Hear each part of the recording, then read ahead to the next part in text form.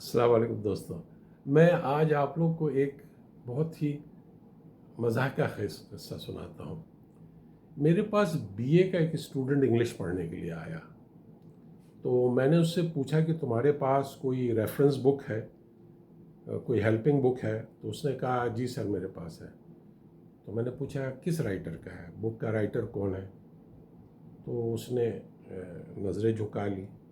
تو میں نے پھر پوچھا بیٹا اس بک کا رائٹر کون ہے، تمہیں پتہ ہے؟ تو کہنے لگا جی سر مجھے پتہ ہے.